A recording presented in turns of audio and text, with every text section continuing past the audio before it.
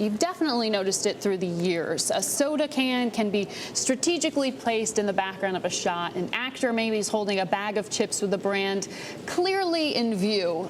It's likely that you're going to be seeing more and more of this product placement soon because Hollywood is looking for new sources of funding, and it's taking on a little bit of a different role. For today's Media Monday, we're going to speak now with a guest who's been in the movie business for many years. Schuyler Moore is a partner at Stroock Stroock Lavan. He specializes in entertainment law and has handled some of the biggest financing deals in Hollywood. Good morning to you, Sky. Thanks for coming on. Good morning, Margaret. How are you?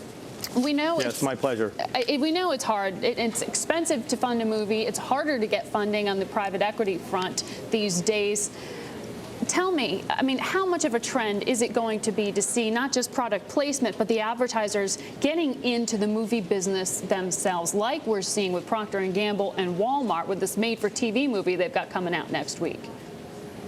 It's going to be huge. I think you're going to see advertisers financing films 100% so that they can get their message across to the public. Financing them 100%, but that would seem that's not just writing a check. That comes with a fair amount of input, I would imagine. Yeah, yes, it does, and the trick is going to make it not look like one big advertisement, but artistically it can fit into the film. If you look at Castaway, for example, it was one big FedEx commercial. Had that been done in the current economy, we would have expected Federal Express to pay for that.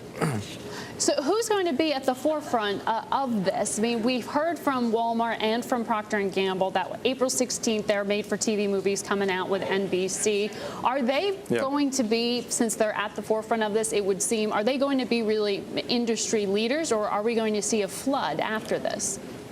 It's already happening. If you look at Hasbro has opened a studio. The car BMW is at the forefront of this on internet shorts. Red Bull is becoming really active in the entertainment space with the extreme sports. All the car companies. It's going to be an absolute wave, and it's been building up over time. So what is the push-pull like for someone like you who's on the legal side of this? I mean, you've got to imagine the artistic, more creative people who are involved in the movie-making process are going to feel a little bit constrained by the suits, you know, dictating what's going to be where. My joke is that we sold out years ago.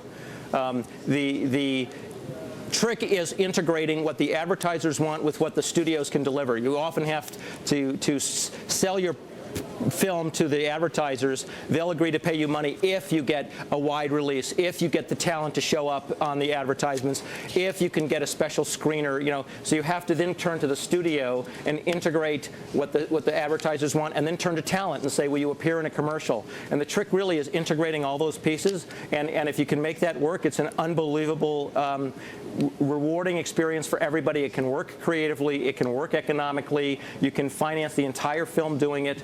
And again, it's just cutting it, making sure it's not a commercial, but it works. You know, if you look at Transformers, anybody have a problem with the fact that that was for, you know, Hasbro? No. And a car company, you can do romantic films where they meet at a jewelry store like Tiffany's.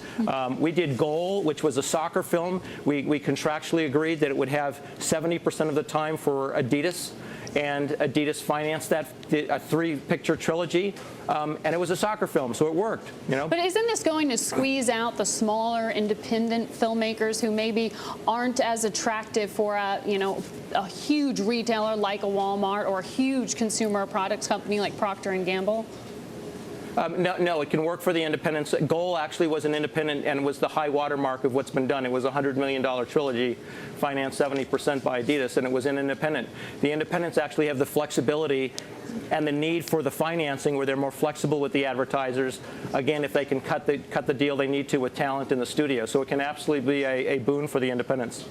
So it's changing the way you're doing your job as well. Thank you so much for joining us. Schuyler Moore of Stroock Stroock Lavan joining us this morning on this Media Monday.